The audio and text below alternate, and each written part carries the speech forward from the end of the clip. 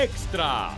La siguiente es una información urgente en Red Más Noticias.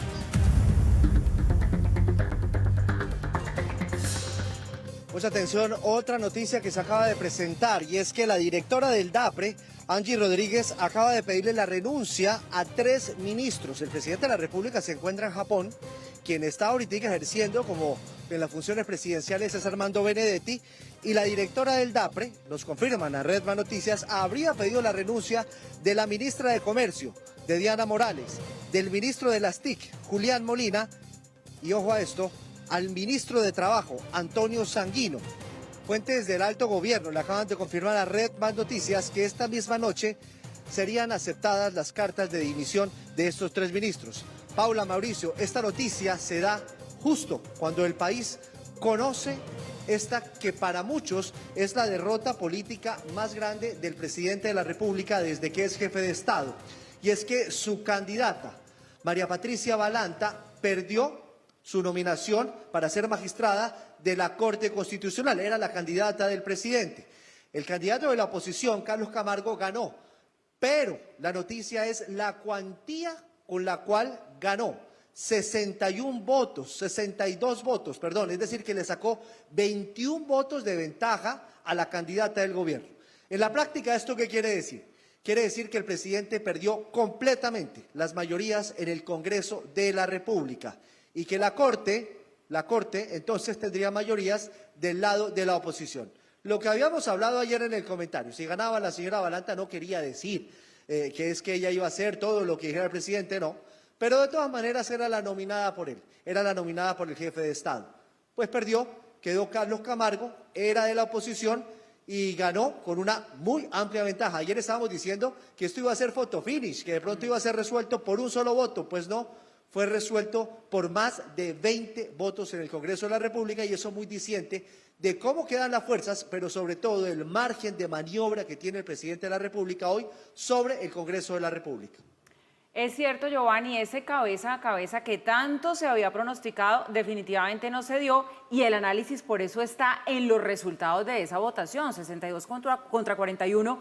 Creo que es un resultado que habla por sí solo acerca entonces de ese pulso político que había, querámoslo o no, detrás de una elección, claro, para un cargo de una entidad, de un organismo que funciona independiente, pero que siempre mide esas fuerzas políticas.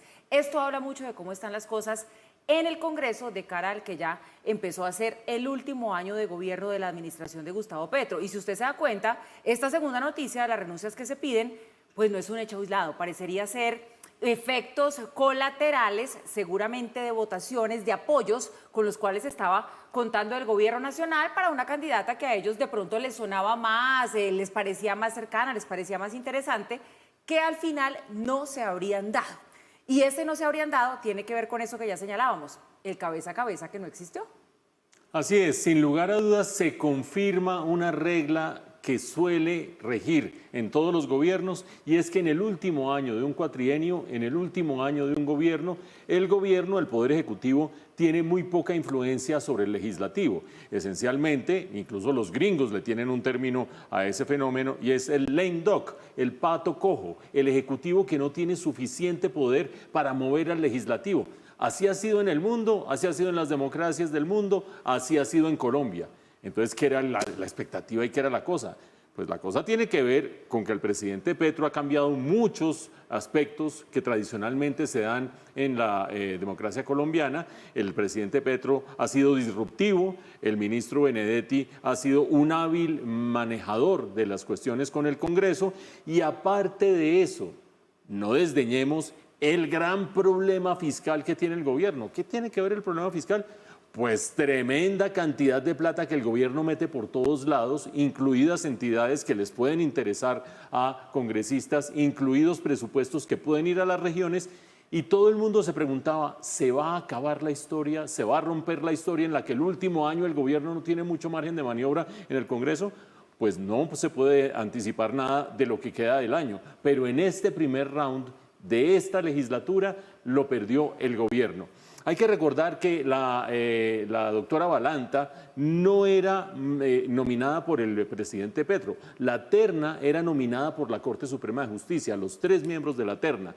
Sin embargo, a medida que el doctor Camargo iba agarrando favoritismo y favoritismo y favoritismo, el presidente Petro se la jugó directamente por la doctora Balanta. En ese sentido es que se dice que la doctora Balanta era el presidente Petro y qué sé yo. Estoy de acuerdo con Giovanni, estoy de acuerdo con Paula, con lo que hemos hecho en este noticiero.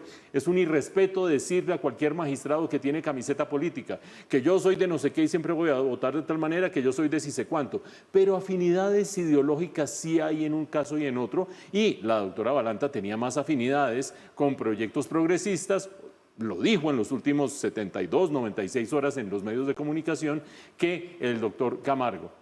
Nada de esto obsta para señalar 2 cosas. La primera, el doctor Camargo nombró, cuando fue defensor del pueblo, a familiares de los magistrados de la Corte Suprema de Justicia, del 41% de los magistrados.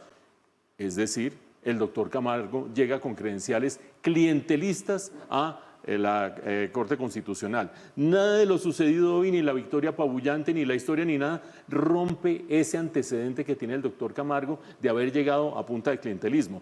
Acuérdense que Iris Marín, la actual defensora del pueblo, de manera inédita, porque es una persona muy ecuánime, tomó partido por la doctora Balanta.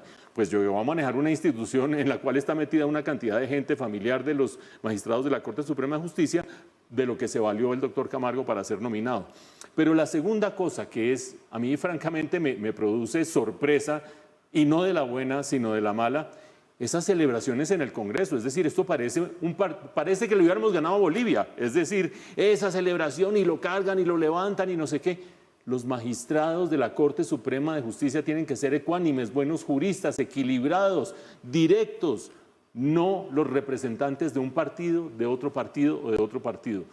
Ya que lo son, hay que decirlo, esta parte del partido la perdió el gobierno. Esta parte del partido, Mauricio, sí la perdió el gobierno y estoy completamente de acuerdo con usted. No viene a lugar esa celebración en el Congreso de la República porque parece una celebración politiquera y no. Es cierto, el Congreso tomó una decisión.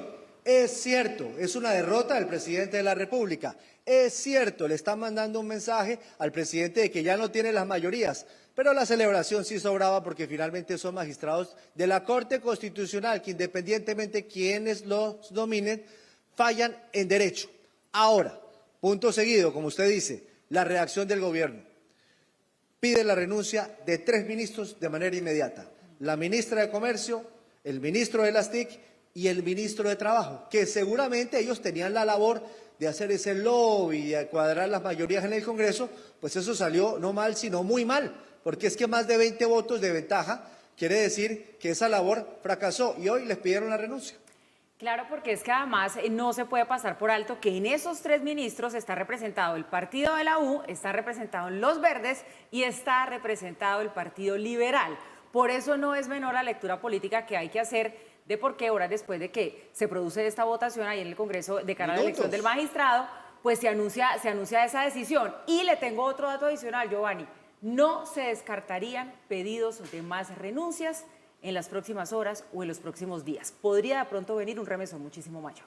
Acuérdense ustedes que las últimas cuentas que nos dio Cintia hace 24 horas, Cintia, nuestra eximia periodista que cubre el Congreso, eran parejitas, 51-52 eran las cuentas y faltaban datos de otros municipios para completar el número de senadores. Por lo tanto, la volteada, o sea, el resultado fue sorprendente, pero la volteada frente a lo que esperaba el gobierno fue sorprendente también. Y allí es donde viene este cobro, con un elemento adicional. Se viene la aprobación del presupuesto o el rechazo del presupuesto, se viene la aprobación de la tributaria o el rechazo de la tributaria, entre otras cosas. Por lo tanto, creo que la furia del gobierno, no sé si el presidente Petro estará durmiendo en este momento en el vuelo de regreso y la furia será solo de Benedetti o de quiénes será la furia, es no solamente una reacción al presente, sino a lo que se puede venir en lo que viene en las próximas semanas y meses.